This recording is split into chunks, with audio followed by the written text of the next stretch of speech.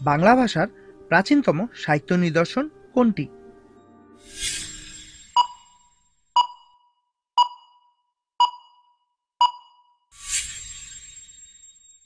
বাংলা ভাষার প্রাচীনতম কাব্য তথা সাহিত্য নিদর্শন চর্যাপদ। খ্রিস্টীয় দশম থেকে দ্বাদশ শতাব্দীর মধ্যবর্তী সময়ে রচিত এই গীতিপদাবলীর রচয়িতারা ছিলেন সহজিয়া বৌদ্ধ সিদ্ধাচার্যগণ। বৌদ্ধ ধর্মের গূঢ় অর্থ সাংকেতিক রূপের আশ্রয়ে ব্যাখ্যার উদ্দেশ্যেই তারা পদগুলি রচনা করেছিলেন। বাংলা সাধন সঙ্গীত শাখাটিরও সূত্রপাত হয়েছিল এই চর্যাপদ থেকে।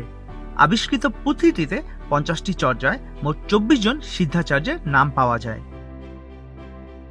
চর্যাপদের ভাষা বাংলা কিনা সে বিষয়ে বিতর্কের সৃষ্টি হয়েছিল, পরবর্তীকালে যার অবসান হয়েছে।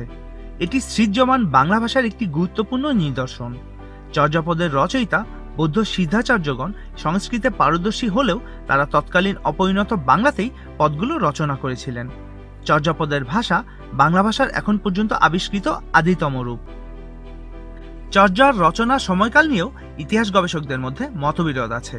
সুনীতি কুমার চট্টোপাধ্যায় এবং প্রবোধচন্দ্র বাগচির মতে চর্যার পদগুলো খ্রিস্টীয় দশম থেকে দ্বাদশ শতাব্দীর মধ্যবর্তী সময়ে রচিত, কিন্তু ডক্টর মোহাম্মদ শহীদুল্লাহ ও রাহুল সাংকৃত্যায়ন এই সময়কালকে আরো 200 বছর পিছিয়ে দিয়ে চর্যার রচনাকাল খ্রিস্টীয় অষ্টম থেকে দ্বাদশ শতাব্দী বলে মত প্রকাশ করেছেন।